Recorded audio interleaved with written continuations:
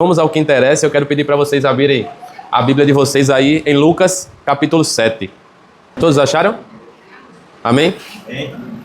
Irmãos, quando nós vamos estudar a respeito da vida de Jesus Cristo, nós podemos observar que os evangelhos nos relatam muitos momentos específicos a respeito da vida do nosso Senhor.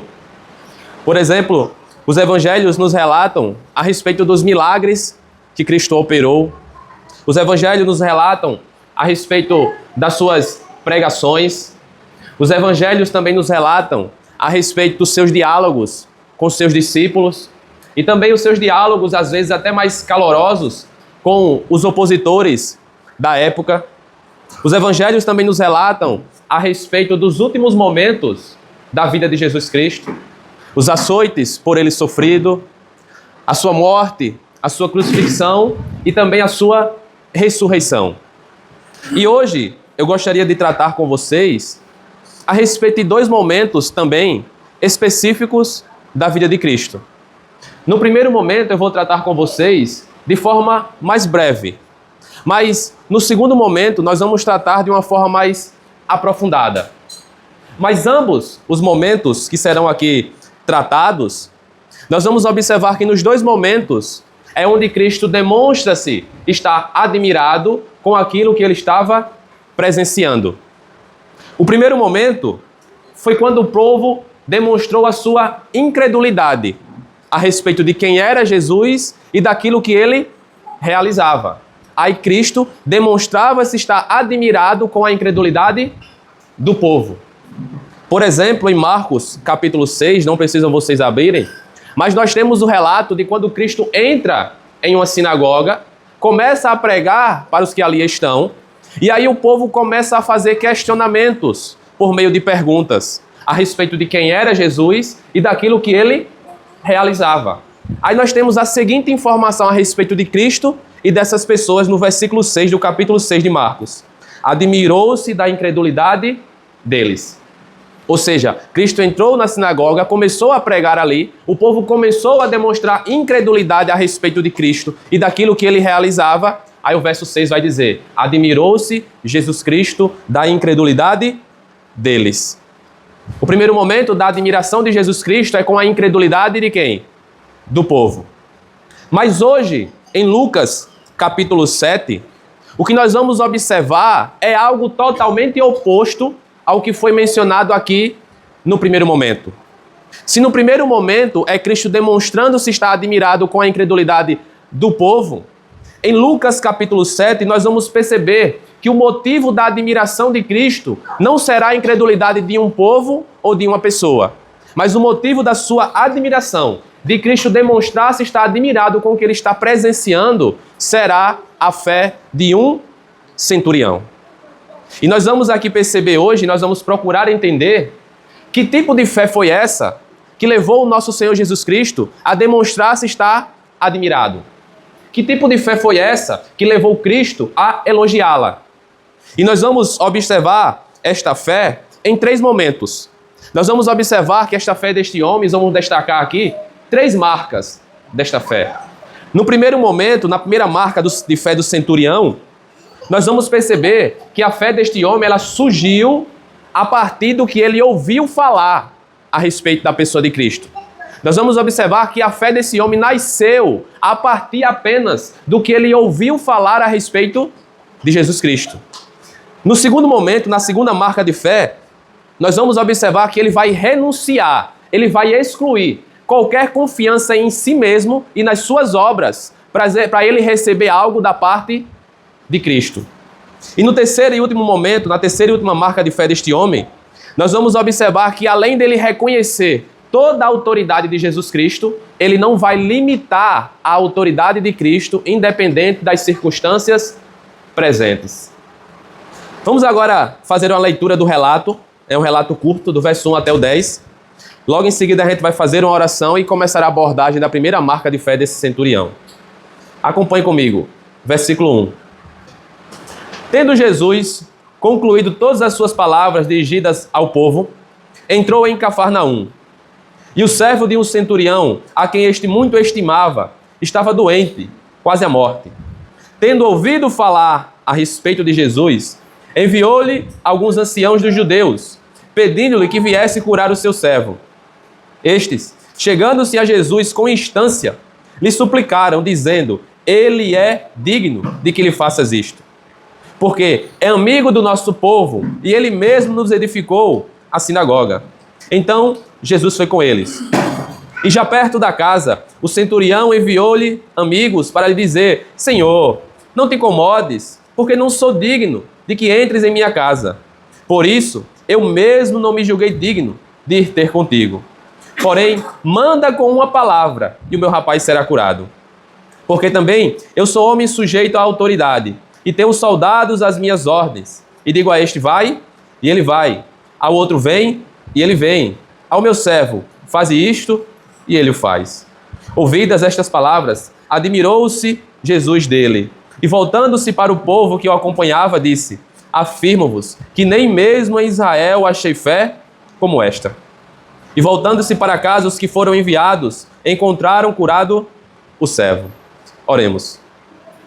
Maravilhoso Deus e amantíssimo Pai, neste momento nós te agradecemos mais uma vez estarmos com a tua palavra aberta e te suplicamos pelo teu auxílio na exposição da mesma. Tudo isso nós te pedimos e te agradecemos no nome do teu Filho Jesus Cristo. Amém. Para a primeira marca de fé deste centurião, nós vamos aqui observar que o texto, ele nos traz uma informação que será muito importante para nós entendermos a primeira marca de fé, o primeiro momento de fé deste centurião. Às vezes, quando nós estamos lendo algum texto, algum relato, talvez porque nós realizamos alguma leitura corrida, alguma leitura muito apressada, talvez a gente deixe passar algumas informações importantes que às vezes os relatos nos informam. E nós vamos aqui perceber que este texto, ele nos informa algo a respeito de como foi que surgiu a fé deste centurião. E a informação que nós iremos observar aqui e destacar, nós iremos perceber que é a base, é o fundamento de como surgiu a fé deste centurião. Nós iremos perceber que antes do centurião enviar os anciãos, algo aconteceu para que ele pudesse crer. Antes dele fazer o pedido por meio dos seus amigos, algo aconteceu. Antes dele relatar, dele afirmar por meio dos seus amigos que ele reconhecia a autoridade de Cristo, algo aconteceu. Versículo 3, mais uma vez, para nós observarmos o que aconteceu. Tendo ouvido falar a respeito de quem? De Jesus. Enviou-lhe alguns anciãos dos judeus, pedindo-lhe que viesse curar o seu servo. Conhecendo o relato que nós acabamos de ler, nós sabemos que este centurião, ele acreditava na pessoa de Cristo, que ele reconhecia a autoridade de Jesus Cristo, que ele acreditava que Cristo tinha autoridade para poder curar o seu servo. Mas a grande questão é em que circunstância surgiu, nasceu a fé deste centurião. O versículo 3, ele vai ser muito claro, tendo ouvido falar a respeito de Jesus. Quando eu comentei com a minha esposa a respeito deste texto, desse assunto, eu disse a ela que isso é algo extraordinário. Este homem ouviu falar a respeito de Jesus e a partir do que ele ouviu, ele reconheceu que Cristo tinha autoridade. Ele depositou a fé na pessoa de Jesus Cristo. Este relato é muito semelhante ao relato daquela mulher do fluxo de sangue. Se vocês perceberem o relato a respeito daquela mulher, também vai ser dito que ela ouviu falar a respeito da fama de Jesus Cristo. E a partir do que ela ouviu falar sobre Cristo, o relato sobre aquela mulher vai dizer que ela concluiu que agora, se ela apenas tocasse nas vestes de Jesus Cristo, ela seria o quê? Curada.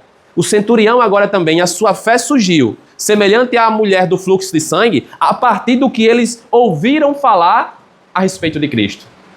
Uma coisa é nós observarmos alguém fazendo algo e nós reconhecermos que aquela pessoa tem autoridade. Outra coisa é alguém nos contar que presenciou, que viu essa pessoa realizar tal tarefa. E a partir deste relato, agora nós reconhecermos que aquela pessoa tem autoridade. É o que acontece com o centurião. Tendo ouvido falar a respeito de Cristo, ele vai dizer: eu sei que o Senhor tem autoridade para curar o meu servo, mesmo estando distante. O centurião, ele não presenciou Cristo operar milagres. O centurião, ele não presenciou Cristo falando, Cristo pregando com autoridade. O centurião não caminhou com Jesus Cristo, assim como os discípulos de Cristo caminharam com ele. Mas o centurião ouviu o que muitos testemunharam a respeito da pessoa de Jesus Cristo. E o interessante é que esse ouvir falar foi suficiente para que o centurião agora reconhecesse a autoridade de Jesus Cristo. Esse ouvir falar foi suficiente para que ele pudesse crer na pessoa de Jesus Cristo. E é exatamente aqui que nós encontramos a primeira marca de fé do centurião. Uma fé que surgiu a partir do que este homem ouviu falar sobre Jesus Cristo. Se nós colocarmos a fé deste centurião lado a lado com muitas pessoas que foram incrédulas, nós vamos perceber que a fé deste homem, ela se destaca ainda mais. Se nós olharmos o Evangelho de João, capítulo 12, que nos relata a respeito de Cristo e das pessoas que eram incrédulas, olha o que é dito a respeito dessa circunstância, desse momento. João 12:37. Embora tivesse realizado muitos sinais diante deles, eles permaneciam incrédulos. Isto é um relato a respeito de Cristo e das pessoas que eram incrédulas. Embora Cristo tivesse realizado milagres e mais milagres, as pessoas permaneciam incrédulas. Foi mencionado aqui Marcos, capítulo 6. Quando o povo demonstrou incredulidade, Cristo demonstrou-se estar admirado com a incredulidade do povo. Nós temos, por exemplo, o relato de Tomé, que quando ouviu falar dos discípulos a respeito da ressurreição de Jesus Cristo, Tomé disse, se eu não ver, se eu não tocar em suas feridas, eu não vou crer. Parece que os relatos, os testemunhos para Tomé não eram suficientes para que ele pudesse crer na ressurreição de Cristo. Então vejam, muitos viram, muitos testemunharam o que Cristo realizou, muitos ouviram Cristo pregar com autoridade, mas ainda assim permaneciam o quê? Incrédulos. Mas o centurião, a partir do que ele ouviu falar a respeito da pessoa de Cristo, ele reconheceu toda a autoridade de Jesus Cristo. E se nós percebermos, a fé deste centurião, ela é semelhante à nossa fé. O centurião não viu Cristo operar milagres, ele não caminhou com Cristo, ele não viu Cristo pregar com autoridade, ele não viu Cristo exercendo a sua autoridade, mas ele ouviu falar. Ouviu sobre a autoridade de Cristo, ouviu sobre suas obras, sobre os seus milagres. E a partir disso, ele passou a crer. Não é exatamente assim conosco hoje? Nós não vimos Cristo operar milagres, nós não vimos Cristo fisicamente, não vimos ele pregar e falar com autoridade. Mas a partir do que nós ouvimos, daquilo que as Escrituras testemunham a respeito de Jesus Cristo, nós passamos a crer e reconhecer a autoridade de Jesus Cristo. Mas veja, a outra situação também é uma verdade nos dias atuais. A situação de pessoas que já ouviram falar sobre Cristo, que já ouviram falar a respeito dos seus feitos, dos seus milagres, do seu nascimento, da sua morte e da sua ressurreição, mas ainda permanecem incrédulas. Talvez você conheça alguém que você já falou, já repetiu, já disse por diversas vezes a respeito da pessoa de Jesus Cristo. Mas ainda assim elas continuam incrédulas. Então, esta primeira marca de fé deste centurião é um convite para nós e para aqueles que são incrédulos, para nós passarmos a reconhecermos e crermos na autoridade de Cristo a partir do que as Escrituras testemunham a respeito de Jesus Cristo. A mesma fé que Cristo elogiou é a mesma fé que Ele requer de nós hoje. Crermos a partir do que nós ouvimos a respeito da pessoa de Jesus Cristo. É a primeira marca de fé deste homem. E como eu disse para vocês, já comentei com minha esposa várias vezes, é algo extraordinário. Esse homem crê, esse homem reconhecer a autoridade de Cristo a partir do que ele ouviu falar, a partir do que as pessoas testemunharam sobre Cristo e sobre sua autoridade. Então é um convite para nós crermos e reconhecermos a autoridade de Cristo a partir do que nós ouvimos, do que as Escrituras testemunham sobre o nosso Senhor. Vamos agora para a segunda marca de fé deste centurião. Na segunda marca de fé, nós vamos perceber que esse centurião, ele vai renunciar qualquer confiança em si mesmo, em suas obras, para receber algo da parte de Jesus Cristo. E para nós entendermos esta segunda marca de fé desse centurião, é muito importante nós observarmos um contraste que se encontra presente no próprio texto. Aqui nós vamos perceber que, de um lado, nós temos os anciãos, que foram enviados pelo próprio centurião. E do outro lado, nós temos o próprio centurião.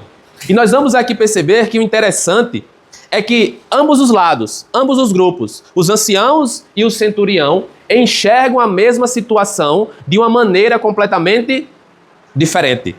Nós vamos observar que os anciãos, por um lado, olham para o centurião e dizem, ele é digno. Mas o centurião, por meio dos seus amigos, vai dizer, eu não sou digno. Veja comigo o versículo 4 a respeito dos anciãos.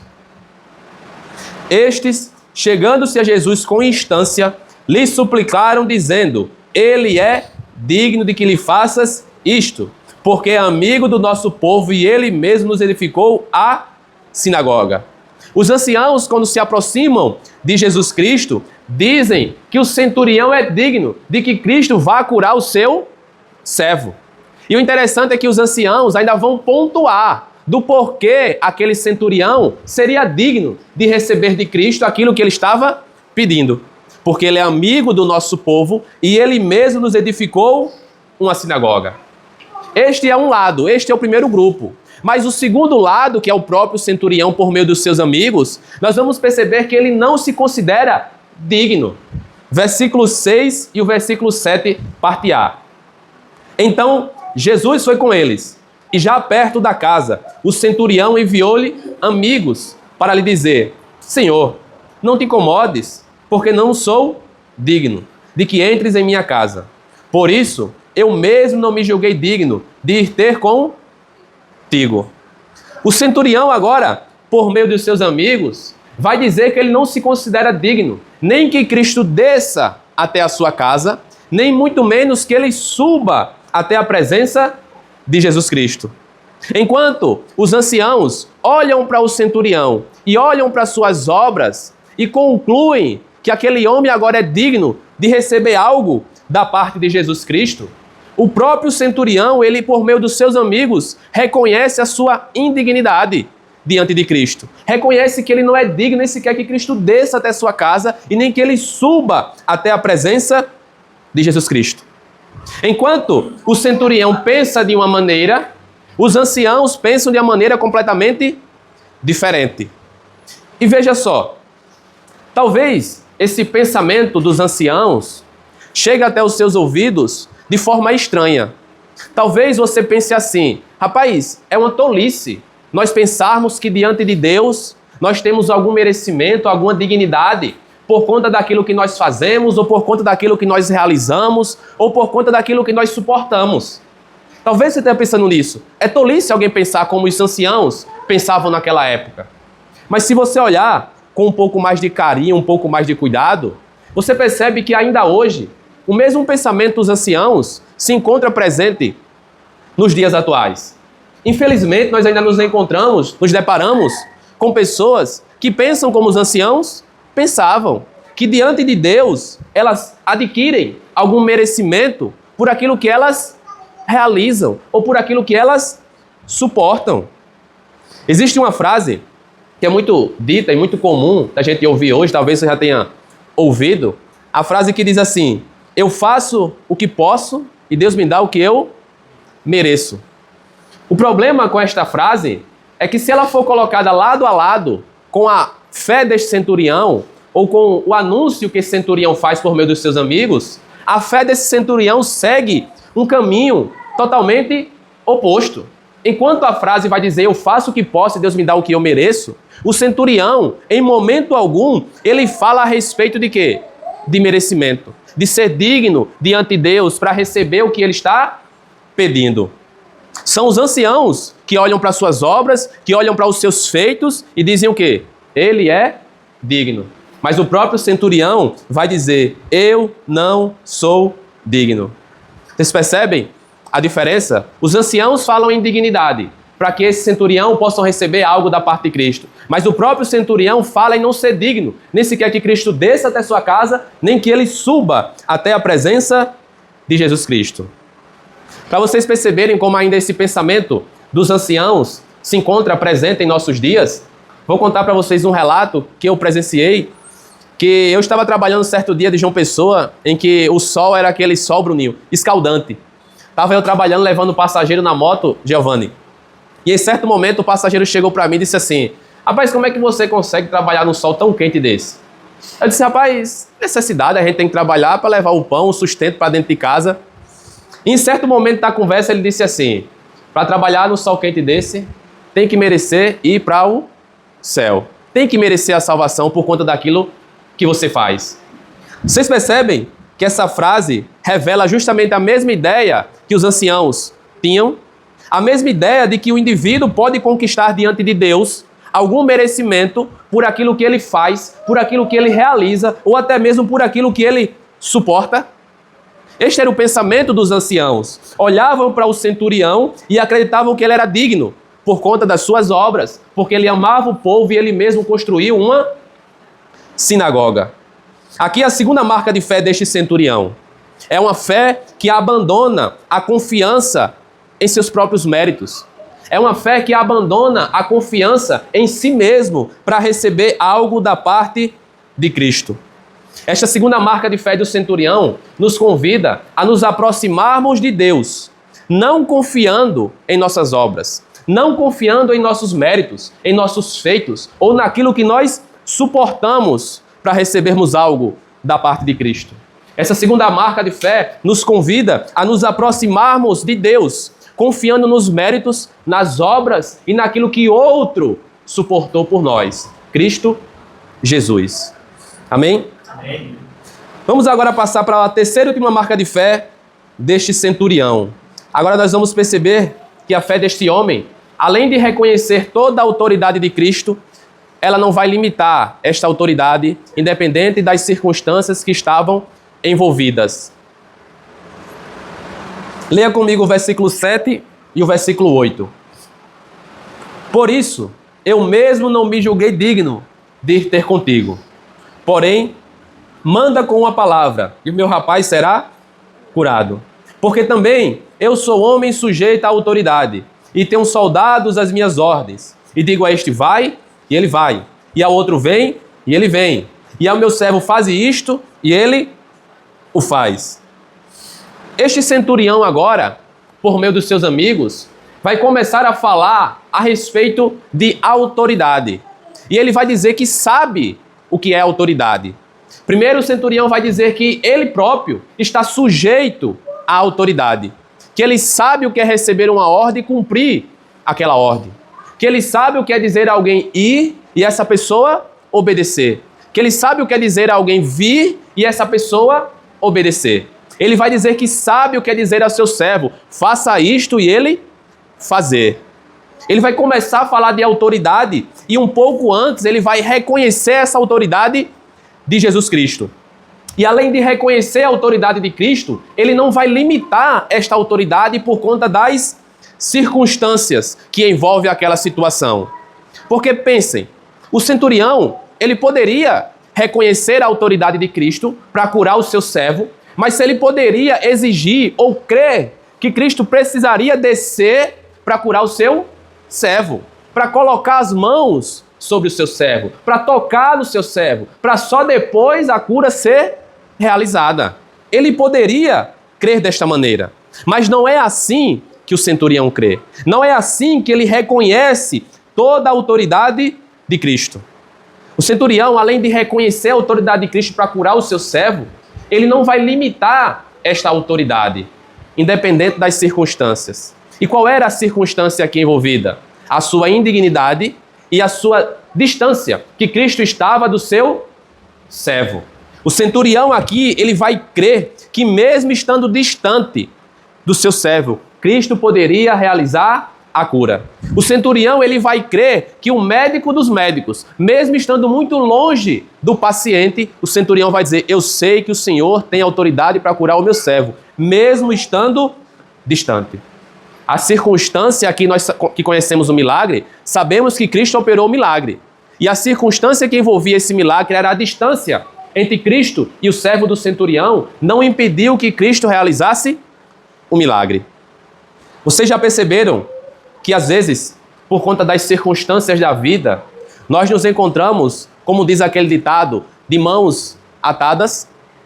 Você já deve ter se encontrado em alguma situação onde, por conta de todos os problemas que envolvem a sua vida, por conta de todas as circunstâncias, você se viu de mãos atadas, onde você não tinha mais nenhum poder, nenhuma capacidade para atuar, para realizar alguma tarefa por conta das circunstâncias.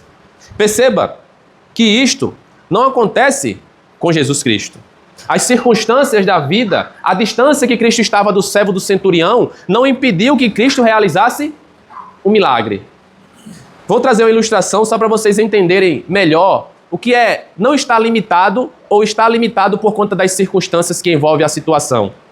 Talvez você também já tenha se deparado com uma situação que quando um médico, por conta de todo o problema que está envolvendo o paciente, ele chega para a família e diz assim: olha, até aqui a gente fez tudo o que a gente poderia fazer, mas daqui em diante, por conta de toda a circunstância, a gente não pode fazer mais nada.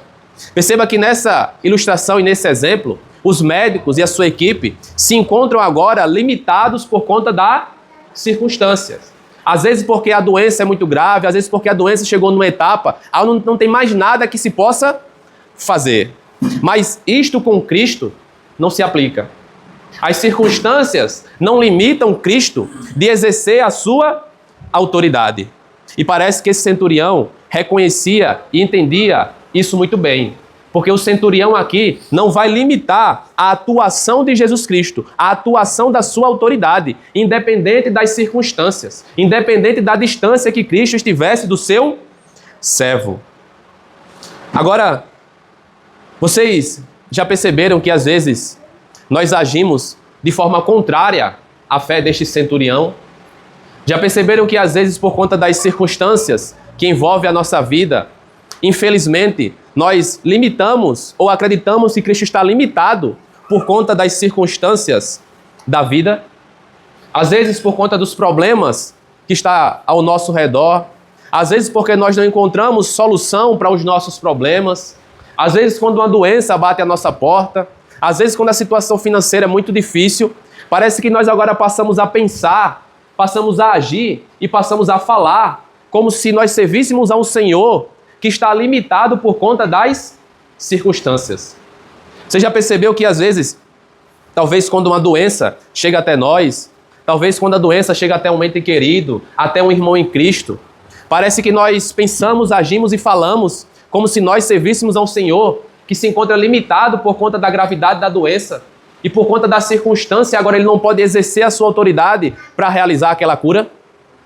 Certa vez, conversando com um irmão em Cristo, nós estávamos conversando, Dom, a respeito da doença que outro irmão tinha adquirido. E ele pegou uma doença chamada cistosoma. Não sei se vocês já ouviram falar, mas parece que é uma doença que você às vezes adquire em algum rio ou em algum lago. E conversando com aquele irmão, ele disse assim: rapaz, eu não tenho esperança mais não. Eu disse: por quê, rapaz? Disse: rapaz, eu fui estudar a respeito desta doença e eu vi que ela se multiplica a cada minuto. A cada segundo essa doença, a bactéria, os vírus, vai se multiplicando. E eu acredito que não tem mais jeito para essa pessoa.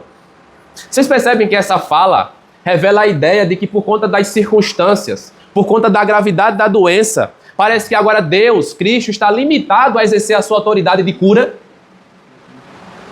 Às vezes, essa limitação que a gente pensa, o que a gente realiza por conta das circunstâncias a respeito de Cristo, também pode ser vista a respeito dos recursos necessários para a nossa sobrevivência.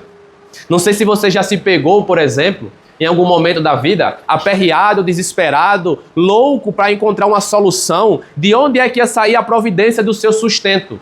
Porque a situação era muito difícil, porque os recursos estavam escassos, porque a conta já estava batendo no teto e você não tinha de onde encontrar uma solução para a sua providência.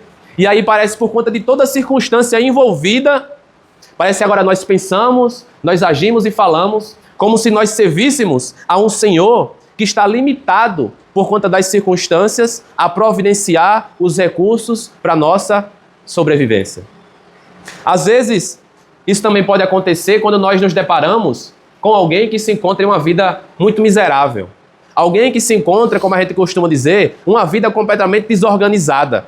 Como diz Efésios, mortos em delitos e pecados, andando segundo o curso do mundo. Aí, às vezes, por conta das circunstâncias que aquela pessoa está envolvida, A gente parece que crê que Deus não pode exercer a sua autoridade, exercer o seu poder e converter aquela pessoa. Só para vocês perceberem como isso ainda se encontra presente hoje, certa vez conversando com um irmão também da nossa igreja, ele veio me contar um relato de que outra pessoa tinha falado a respeito de uma visita que estava visitando nossa igreja. Ele chegou para mim e disse assim: Falcão, rapaz, eu fiquei muito triste com o que eu ouvi agora. E na nossa igreja tinha uma visita que sempre ia nos visitar nos dias de domingo. E aquela visita, sempre que chegava, ele chegava um pouco alcoolizado. E aí, o irmão chegou para outra pessoa e disse assim: rapaz, quem sabe esse irmão um dia não pode estar sendo diácono, sendo servo de Deus. Teve uma pessoa que ouviu aquilo e disse: esse aí, olha a circunstância que essa pessoa vive, olha a situação dessa pessoa. Para esse aí não tem mais jeito. Eu disse assim: meu rapaz, teve jeito para mim e para você. Porque é que por conta das circunstâncias que essa pessoa está envolvida, Cristo, Deus, não pode exercer a sua autoridade e converter aquela pessoa. Então veja, às vezes, por conta das circunstâncias da vida, parece que nós acreditamos que agora Deus está limitado a atuar, a exercer a sua autoridade por conta de toda a circunstância. Mas me permitam apenas fazer uma observação. A partir disto daqui, eu não quero agora dizer, nem estou dizendo, que pelo fato de nós reconhecermos a autoridade de Cristo e nós não limitarmos essa autoridade, vai acontecer todas as vezes, semelhantemente aconteceu com o centurião e com o seu servo. A partir de hoje, se nós passarmos a reconhecer e não limitarmos a autoridade de Cristo, tudo vai dar certo. Tudo que nós pedimos e suplicarmos, Ele vai nos conceder. Essa terceira e última marca de fé do centurião é um convite para nós, além de reconhecermos toda e total autoridade de Cristo, nós não limitarmos esta autoridade de Cristo por conta das circunstâncias. A fé desse centurião, ela nos ensina a crermos, a confiarmos que Cristo pode e que Cristo tem autoridade para atuar, para exercer a sua autoridade, independente das circunstâncias da vida. Porque a sua autoridade, porque o seu governo é absoluto. Porque nada pode limitar o governo e a autoridade de Jesus Cristo. E por fim, eu queria apenas fazer uma observação com vocês a respeito do relato e a respeito bem específico da cura que Cristo realizou. Se você perceber, o título aí que antecede o relato é a cura do servo de um centurião. Mas vocês perceberam que Lucas, ele não gasta uma vírgula sequer, Lucas não gasta uma palavra sequer para nos informar de como essa cura foi realizada, de que se essa cura foi realizada em várias etapas ou se foi de uma vez só. Se você perceber, quando Lucas fala a respeito da cura, no versículo 10, ele é muito breve. Veja aí o versículo 10. E voltando para casa, os que foram enviados encontraram curado o servo. Veja só, apesar do milagre aos nossos olhos ser algo extraordinário, curar alguém à distância, Cristo realizou vários milagres, mas este aqui é realizado à distância, sem estar próximo do enfermo, sem estar próximo do servo do centurião. Ainda assim, ele exerce a sua autoridade. É algo extraordinário curar alguém sem estar próximo do enfermo. Mas perceba que Lucas não relata como isso aconteceu, não relata qual foi a palavra que Cristo ordenou para que o servo fosse curado. É muito breve o relato a respeito da cura. Os que foram ter com Cristo, quando retornam para casa, encontram o servo curado. Talvez essa brevidade e essa simplicidade de Lucas para falar a respeito do milagre sugira para nós que o foco do relato não é a cura em si do servo do centurião, mas é nos mostrar a autoridade de Jesus Cristo e a fé que reconheceu esta autoridade e não limitou a autoridade de Jesus Cristo. Por fim, eu vou apenas recapitular com vocês aquilo que foi dito aqui. Diante desse relato de Lucas 7, nós observamos 3 marcas de fé desse centurião. A primeira marca de fé é que a fé do centurião ela surgiu a partir do que esse homem ouviu falar sobre Cristo. E nós fomos aqui convidados a também crermos a partir do que as Escrituras testemunham sobre Cristo e a partir disso reconhecermos toda a autoridade de Jesus Cristo. Segundo, nós vimos que a fé desse centurião, a segunda marca, é uma fé que abandona qualquer confiança em si mesmo para recebermos algo da parte de Cristo. E aqui também nós somos convidados a isso, a nos aproximarmos de Deus, não confiando em nós, em nossos méritos, em nossas obras ou naquilo que nós suportamos, mas nos aproximarmos confiando plenamente na graça de Cristo. E terceiro e último ponto que nós vimos agora, a marca de fé é que ele não limitou a autoridade de Cristo. Além de reconhecer essa autoridade, ele não limitou essa autoridade por conta das circunstâncias. E nós também somos convidados a isso, a reconhecermos toda e total autoridade de Cristo, a reconhecermos todo o governo de Cristo e por conta das circunstâncias da vida, não limitarmos esta autoridade absoluta do nosso Senhor Jesus Cristo. Amém? Amém. Oremos. Maravilhoso Deus e amantíssimo Pai, neste momento nós te agradecemos, Senhor, por estarmos aqui reunidos e termos ouvido mais um pouco da Tua palavra. Te suplicamos, Senhor, por Tua misericórdia e por Tua graça. Te agradecemos, Senhor, pelo privilégio de estarmos aqui. E nós te suplicamos, Senhor, que nos ajude com nossa imperfeição, nos ajuda, Senhor, com os nossos pecados, nos ajuda, Senhor, a nos aproximarmos de Ti, confiando plenamente em Tua graça. Nos ajuda, Senhor, a reconhecermos a Tua autoridade e não limitarmos essa autoridade. Nos ajuda, Senhor, na nossa pouca falta de fé, a também crermos naquilo que a Tua Escritura testemunha a respeito do Teu Filho Jesus Cristo. Tudo isso nós te pedimos e te agradecemos, Senhor. No nome do Teu Filho Jesus Cristo. Amém.